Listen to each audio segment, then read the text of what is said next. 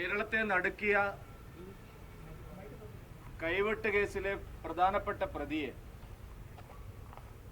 മട്ടന്നൂരിൽ നിന്ന് ദേശീയ അന്വേഷണ ഏജൻസി അറസ്റ്റ് ചെയ്ത സംഭവം കേരളം തീവ്രവാദികൾക്ക് എത്രമാത്രം സുരക്ഷിതമാണ് എന്നുള്ളതിന്റെ ഏറ്റവും വലിയ തെളിവാണ്. ഇന്ത്യയിൽ ഭീകരന്മാർക്ക് ഒളിച്ചു താമസിക്കാൻ കഴിയുന്ന ഏറ്റവും സുരക്ഷിതമായ സംസ്ഥാനം കേരളമായി മാറിക്കഴിഞ്ഞു. മട്ടന്നൂരിന് മറ്റൊരു പ്രത്യേകത കൂടിയുണ്ട്. മട്ടന്നൂരിലാണ് CPM-ന് ഏറ്റവും വലിയ പാർട്ടി ഗ്രാമങ്ങളുള്ളത്. ഭരിക്കുന്ന കക്ഷിക്ക് ഏറ്റവും വലിയ പാർട്ടി ഗ്രാമങ്ങളുള്ള ഒരു സ്ഥലത്ത് വെച്ചാണ് കഴിഞ്ഞ 13 വർഷം കേരള പോലീസിന്റെ മൂക്കിന് താഴെ ഈ ഭീകരവാദി ഒളിച്ചു താമസിച്ചത്. എത്രമാത്രം സുരക്ഷിതമായി കേരളത്തിൽ ഭീകരന്മാർക്ക് ഒളിവിൽ കഴിയാൻ കഴിയുമെന്നുള്ളതിന്റെ ഏറ്റവും വലിയ തെളിവാണ്. ഭീകരവാദികളെ സഹായിക്കുന്ന ഒരു സർക്കാരാണ് ഇവിടെ. നേരത്തെ കനകമലയിൽ തീവ്രവാദികൾ നടത്തിയ നീക്കം ഇത്തരത്തിലുള്ള സർക്കാരിന്റെ സഹായത്തോടു കൂടിയാണ് അന്ന് നടന്നത്.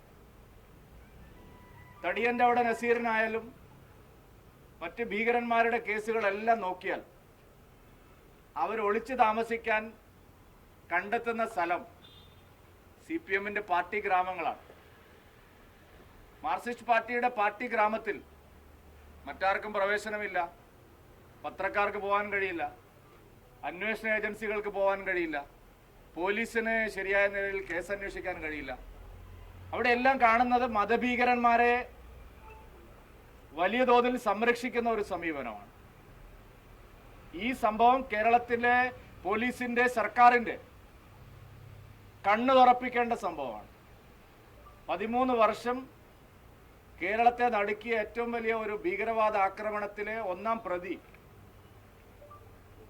ആരുടെയും കണ്ണിൽപ്പെടാതെ അവിടെ ഒളിച്ചു താമസിച്ചു എന്നുള്ളതാണ്. മതഭീകരന്മാർക്ക് ഒളിച്ചു താമസിക്കാനുള്ള മടയായി കേരളത്തിലെ പാർട്ടി ഗ്രാമങ്ങൾ മാറിക്കഴിഞ്ഞു. കേരള പോലീസിന്, സംസ്ഥാന ഗവൺമെന്റിന് ഏറ്റവും വലിയൊരു നാണക്കേടാണ് ഈ സംഭവം ഉണ്ടാക്കിയിരിക്കുന്നത്. ദേശീയ അന്വേഷണ ഏജൻസി ഫലപ്രദമായ ഇടപെടൽ നടത്തിയാണ് ഇങ്ങനെയുള്ള ഒരു പ്രതിയെ പിടിച്ചിരിക്കുന്നത്. ഏറ്റവും ഞെട്ടിപ്പിക്കുന്ന സംഭവം ഈ ഭീകരവാദിക്ക് പ്രാദേശികമായ സഹായം ലഭിച്ചു എന്നുള്ളതാണ്. ദേശീയ അന്വേഷണ ഏജൻസി തന്നെ കണ്ടെത്തിയിട്ടുള്ളത് ഭീകരന് പ്രാദേശികമായ സഹായം ലഭിച്ചിരിക്കുന്നു. ആ കാര്യത്തെക്കുറിച്ച് എന്താണ് സർക്കാരിന്റെ വക്താക്കൾക്ക് പറയാനുള്ളത്? ഈ മതഭീകരവാദിക്ക് പ്രാദേശികമായ സഹായം മട്ടന്നൂരിൽ ലഭിച്ചു എന്നുള്ള വിവരത്തെ സംബന്ധിച്ച് ആഭ്യന്തര വകുപ്പിന് എന്താണ് പറയാനുള്ളത്? എന്തുകൊണ്ടാണ് ഇത്തരം സംഭവങ്ങൾ കണ്ണൂരിൽ തന്നെ ആവർത്തിക്കുന്നത്? ഇവിടെ ISIS റിക്രൂട്ട്മെന്റ് നടന്നത് കേരളത്തിൽ ഏറ്റവും കൂടുതൽ കണ്ണൂരിലാണ്. കേരളത്തിൽ റിപ്പോർട്ട് ചെയ്ത ISIS റിക്രൂട്ട്മെന്റ് ഏറ്റവും കൂടുതൽ നടന്നിരിക്കുന്നത് കണ്ണൂരിൽ നിന്നാണ്. എന്തുകൊണ്ടാണ് കണ്ണൂരിൽ ഇങ്ങനെ തുടർച്ചയായി സംഭവിച്ചുകൊണ്ടിരിക്കുന്നത്? ഉത്തരം വളരെ വ്യക്തമാണ്. അതിന് ഭീകരന്മാർക്ക് വളരാൻ പറ്റിയ ഒരു രാഷ്ട്രീയം കാലാവസ്ഥ ഇവിടെ സൃഷ്ടിക്കുകയാണ്. CPM അതിന് അനുകൂലമായിട്ടുള്ള ഒരു പ്രചാരണം ഇവിടെ നടത്തുക. മതഭീകരന്മാർക്ക് വളരാൻ പറ്റിയ ഒരു രാഷ്ട്രീയ പ്രചരണം, അവർക്ക് വേരുറപ്പിക്കാൻ കഴിയുന്ന ഒരു രാഷ്ട്രീയ കാലാവസ്ഥ മനഃപൂർവ്വം ഇവിടെ സൃഷ്ടിക്കുകയാണ് വോട്ട് ബാങ്കിന് വേണ്ടി. അതാണിത് കാണിക്കുന്നത്. ഞെട്ടിപ്പിക്കുന്നതാണ് ഈ സംഭവം. കേരളം കാശ്മീരിൽ പണ്ട് ഇത്തരം ഭീകരവാദികളൊക്കെ ഒളിച്ചു താമസിച്ചിരുന്നു. ഇപ്പൊ കാശ്മീർ സുരക്ഷിതമല്ല എന്നവർക്ക് മനസ്സിലായി. ഇപ്പൊ ഏറ്റവും വലിയ സുരക്ഷിത താവളം കേരളമാക്കി പിണറായി വിജയനും CPM-ഉം കോൺഗ്രസും കേരളത്തെ മാറ്റിയിരിക്കുക. അല്ല, CPM മറുപടി പറയണം. എല്ലാത്തിനും വർത്തമാനം പറയുന്ന ഗോവിന്ദന്റെ നാട്ടിൽ ഇത് എങ്ങനെ സംഭവിക്കുന്നു എന്ന് അദ്ദേഹം മറുപടി പറയണം. ജയരാജന്റെ ഇടതുമുന്നണി കൺവീനറുടെ നാട്ടിൽ, MP ഗോവിന്ദന്റെ നാട്ടിൽ, പിണറായി വിജയന്റെ നാട്ടിൽ എങ്ങനെയാണ് ഇത്തരം മതഭീകരന്മാർക്ക് 13 കൊല്ലം സുരക്ഷിതമായി ഒളിച്ചു താമസിക്കാൻ കഴിയുന്നത്? പ്രാദേശിക സഹായം ആരാണ് നൽകിയിട്ടുള്ളത്? ഞങ്ങൾക്കത് ജനങ്ങൾക്ക് അറിയണമല്ലോ. അതിന് അവരും മറുപടി പറയണം. മറ്റൊരു കാര്യം, ആദരണീയനായ പ്രധാനമന്ത്രിയുടെ പുതുവർഷത്തിലെ 2ാം സന്ദർശനം ഉറപ്പായിരിക്കുകയാണ്. അദ്ദേഹം 16-ാം തീയതി വൈകുന്നേരം 6 മണിക്ക് കൊച്ചിയിൽ വിമാനമിറങ്ങും. 16-ാം തീയതിയും 17-ാം തീയതിയും പ്രധാനമന്ത്രി കേരളത്തിൽ ഉണ്ടാവും എന്ന് കാര്യം ഉറപ്പായിട്ടുണ്ട്. 16-ാം തീയതി പാർട്ടി പ്രവർത്തകർ അദ്ദേഹത്തെ സ്വീകരിക്കും വിമാനത്താവളത്തിൽ. അതിനുശേഷം 16-ാം തീയതി കൊച്ചിയിൽ തങ്ങുന്ന പ്രധാനമന്ത്രി 17-ാം തീയതി കാലത്ത് നേരെ ഗുരുവായൂരിലേക്ക് പോകും. ഗുരുവായൂരിൽ ആദരണീയനായിട്ടുള്ള സുരേഷ് ഗോപിയുടെ മകളുടെ വിവാഹ ചടങ്ങിൽ അദ്ദേഹം പങ്കെടുക്കും. മറ്റൊരു വിവാഹത്തിൽ കൂടി അദ്ദേഹം പങ്കെടുക്കുന്നുണ്ട്. അതിനുശേഷം അദ്ദേഹം കൊച്ചിയിൽ വരികയും സർക്കാരിൻ്റെ ചില പരിപാടികളിൽ, ഷിപ്പ്യാർഡ് ഉൾപ്പെടെയുള്ള സ്ഥലങ്ങളിൽ സർക്കാരിൻ്റെ ചില പരിപാടികളിൽ അദ്ദേഹം പങ്കെടുക്കുമെന്നാണ് അറിയിച്ചിരിക്കുന്നത്. അതിനുശേഷം അദ്ദേഹം പാർട്ടിയുടെ ശക്തി കേന്ദ്ര ഇൻചാർജുമാരുടെ, കേരളത്തിലെ 6000-ഓളം വരുന്ന ശക്തി കേന്ദ്ര ഇൻചാർജുമാർ, അതായത് 3-4 ബൂത്തുകൾ ചേരുന്ന ഒരു ക്ലസ്റ്ററിനെയാണ് ഞങ്ങൾ ശക്തി കേന്ദ്രം എന്ന് വിളിക്കുന്നത്. അങ്ങനെയുള്ള ചുമതലക്കാർ, അങ്ങനെ 3-4 ബൂത്തുകളുടെ ചുമതലയുള്ള പാർട്ടിയുടെ പഞ്ചായത്ത് ജനറൽ സെക്രട്ടറി, പ്രസിഡന്റ് ഉപരി ഭാരവാഹികൾക്കാണ് അത്തരം ചുമതലയുള്ളത്. അങ്ങനെയുള്ള 6500-ഓളം പാർട്ടി പ്രവർത്തകരുടെ സമ്മേളനത്തിലും അദ്ദേഹം പങ്കെടുക്കും. കേരളത്തെ സംബന്ധിച്ച്, കേരളത്തിൻ്റെ വികസനത്തെ സംബന്ധിച്ച്, കേരളത്തിൻ്റെ ഭാവിയെ സംബന്ധിച്ച് പ്രധാനമന്ത്രിക്കുള്ള താല്പര്യം, കേരളത്തിൻ്റെ വികസനത്തിന് ആവശ്യമായിട്ടുള്ള മോദിയുടെ ഉറപ്പ്, കേരളത്തിലെ ജനങ്ങൾക്ക് കൂടുതൽ ലഭ്യമാക്കാൻ ആവശ്യമായിട്ടുള്ള വലിയ പരിശ്രമമാണ് പ്രധാനമന്ത്രി നടത്തിക്കൊണ്ടിരിക്കുന്നത്. 2 ആഴ്ചക്കിടയിൽ വീണ്ടും പ്രധാനമന്ത്രി കേരളത്തിൽ വരുന്നത് തീർച്ചയായിട്ടും കേരളത്തിലെ ജനങ്ങൾക്ക് വലിയ ആശ്വാസകരമായിട്ടുള്ള ഒരു കാര്യമാണ്. അദ്ദേഹത്തെ കേരളം ഒന്നടങ്കം ഇത്തവണ കക്ഷി രാഷ്ട്രീയത്തിനപ്പുറത്തേക്ക് പ്രധാനമന്ത്രി സ്വീകരിക്കാൻ കേരളം തയ്യാറാവും എന്നുള്ളത് ഈ സന്ദർശനത്തിലൂടെ വെളിവാകും. വലിയ സ്വീകരണമാണ് അദ്ദേഹത്തിന് ഞങ്ങൾ കേരളത്തിലെ BJP ഒരുക്കിയിട്ടുള്ളത്, പൊതുസമൂഹത്തിൻ്റെ ആകെ പിന്തുണയോടുകൂടി. ഇപ്പോൾ ലക്ഷദ്വീപിൽ അദ്ദേഹം നടത്തിയ സന്ദർശനം തീർച്ചയായിട്ടും ലക്ഷദ്വീപിൻ്റെ വികസനത്തിന് മാത്രമല്ല, അതുവഴി കേരളത്തിൻ്റെ വികസനത്തിനും അത് വലിയ പ്രയോജനകരമാകുമെന്നാണ് ഞങ്ങൾ വിലയിരുത്തിയിട്ടുള്ളത്. വരും ദിവസങ്ങളിൽ പ്രധാനമന്ത്രിയുടെയും ആഭ്യന്തരമന്ത്രിയുടെയും ദേശീയ നേതാക്കളുടെയും സന്ദർശനം കൂടുതൽ തവണകൾ കേരളത്തിൽ ഇനിയും അദ്ദേഹത്തിൻ്റെയും അതുപോലെ ആഭ്യന്തരമന്ത്രിയുടെയും എല്ലാം സന്ദർശനം തുടർച്ചയായിട്ട് കേരളത്തിലുണ്ടാകും. കേരളത്തിലെ ജനങ്ങളെ ഹൃദയത്തിലാണ് നരേന്ദ്രമോദിജി സൂക്ഷിക്കുന്നത്.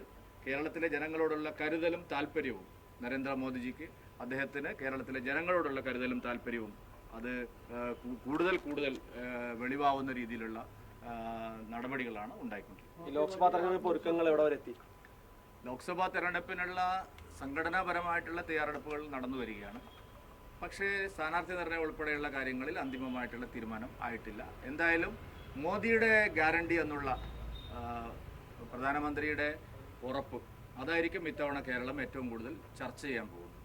മോദിയുടെ ഗ്യാരണ്ടിയാണ് കേരളത്തിലെ 2024 ലോക്സഭാ തെരഞ്ഞെടുപ്പിൽ ജനങ്ങൾ ചർച്ച ചെയ്യാൻ പോകുന്നത്. പാർട്ടി വലിയ ആത്മവിശ്വാസത്തോടെ മുന്നോട്ട് പോകുമ്പോൾ കഴിഞ്ഞ ദിവസം ശ്രീ O. രാജഗോപാൽ പറഞ്ഞു തിരുവനന്തപുരത്ത് ശശി തരൂർ ജയിക്കും എന്ന തരത്തിലാണ് അദ്ദേഹത്തിൻ്റെ ഒരു പ്രസ്താവന. അതിലൊന്നുമില്ല വലിയ കാര്യമില്ല, അദ്ദേഹം തന്നെ മാറ്റി പറഞ്ഞിട്ടുണ്ട്.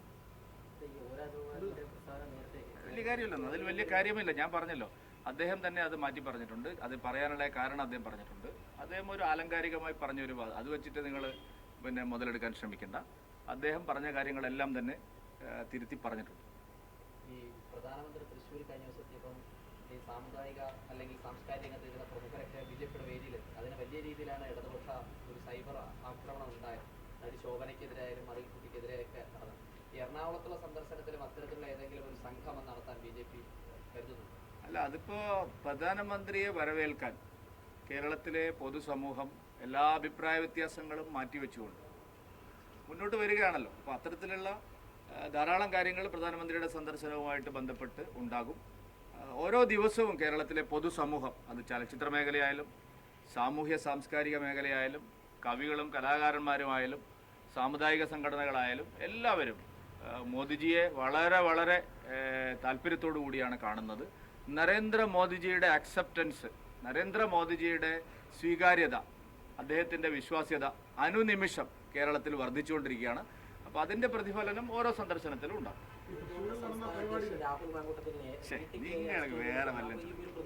വേറെ വല്ലതും ചോദിക്കും. ഈ പ്രവർത്തകരാണല്ലോ അവിടെ സ്വീകരണം നൽകുന്നത് വിമാനത്താവളത്തിൽ. അത് അവിടെ സ്വീകരണം മാത്രമാണോ, മറ്റ് ഈ റാലി അത്തരത്തിൽ എന്തെങ്കിലും ക്രമീകരണം ഉണ്ടോ? ജാഥയായിട്ട് ഞങ്ങൾ ആഗ്രഹിക്കുന്നത് റോഡ് ഷോ ആയിട്ട് വലിയ സ്വീകരണം അദ്ദേഹത്തിന് നൽകണം എന്നുള്ളതാണ്. പിന്നെ പാർട്ടിയുടെ പരിപാടിയാണ് ഇത്തവണത്തെ ഹൈലൈറ്റ്. പ്രധാനപ്പെട്ട ഒരു കാര്യം, അദ്ദേഹം പാർട്ടി സമ്മേളനത്തിൽ കഴിഞ്ഞ 2 സന്ദർശനങ്ങളിലും അദ്ദേഹം നേരിട്ട് പാർട്ടി പ്രവർത്തകരോടല്ല സംസാരിച്ചത്, പൊതുസമൂഹത്തിലെ യുവാക്കളോടും സ്ത്രീകളോടൊക്കെയാണ് അദ്ദേഹം സംസാരിച്ചത്. ഇത്തവണ അദ്ദേഹത്തിൻ്റെ സന്ദർശനത്തിൽ ഞങ്ങൾ പാർട്ടി കേഡറുകളുമായിട്ട് പാർട്ടി പ്രവർത്തകരുമായിട്ടുള്ള സംവാദം അല്ലെങ്കിൽ അവരോട് നേരിട്ട് സംസാരിക്കുന്ന ഒരു പരിപാടി കൂടി ഞങ്ങൾ ഉൾപ്പെടുത്തിയിട്ടുണ്ട്. തൃശ്ശൂരിൽ നടന്ന നാരീശക്തി അത് വളരെ വലിയ വിജയമായി. പ്രസിഡന്റിന്റെ ഒരു സംഘാടക മികവുകൂടി. അങ്ങനെയല്ല, അത് ഞങ്ങൾ വിലയിരുത്തിയിരിക്കുന്നത് പാർട്ടിയുടെ താഴെ തലത്തിലുള്ള സംഘടനാ മികവാണ് അതിൻ്റെ വിജയത്തിൻ്റെ ഒരു പ്രധാന കാരണം. പിന്നെ അവിടെ ഇരുന്ന് നടത്തിയത് പ്രസിഡൻ്റൊന്നുമല്ല, അതൊക്കെ വലിയ തെറ്റായ വാർത്തകളാണ്. അവിടെ അതിനുള്ള സംവിധാനങ്ങളുണ്ടായിരുന്നു. 2 ജനറൽ സെക്രട്ടറിമാർ ശ്രീ MT രമേശും ശ്രീ കൃഷ്ണകുമാറും ചേർന്ന ഒരു സംഘാടക സമിതിയായിരുന്നു ഉണ്ടായിരുന്നത്. ഇത്തവണത്തെ പരിപാടിക്ക് 3 ജനറൽ സെക്രട്ടറിമാരുടെ ഒരു സംഘാടക സമിതിയാണ്. സുധീർ, കൃഷ്ണകുമാർ, MT രമേശ്, ഇവർ 3 പേരും. ഗുരുവായൂരിലെ പ്രധാനമന്ത്രിയുടെ കാര്യങ്ങൾ MT രമേശ് നോക്കും. എറണാകുളത്തെ റോഡ് ഷോയുടെ കാര്യങ്ങൾ ജനറൽ സെക്രട്ടറി കൃഷ്ണകുമാർ നോക്കും.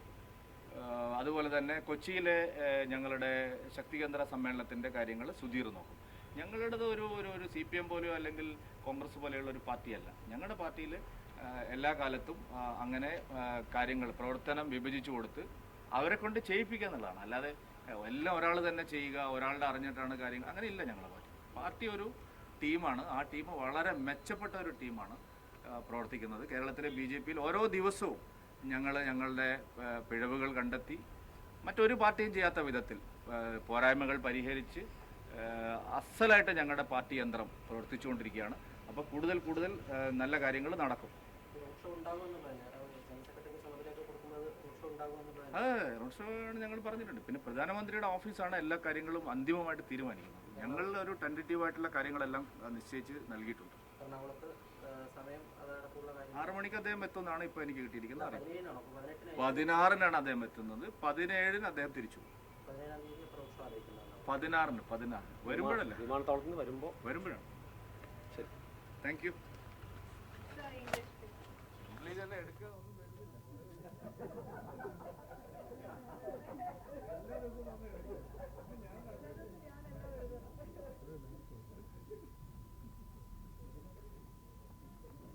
മലപ്പുറം കരിങ്കല്ലി അരികൊണ്ട്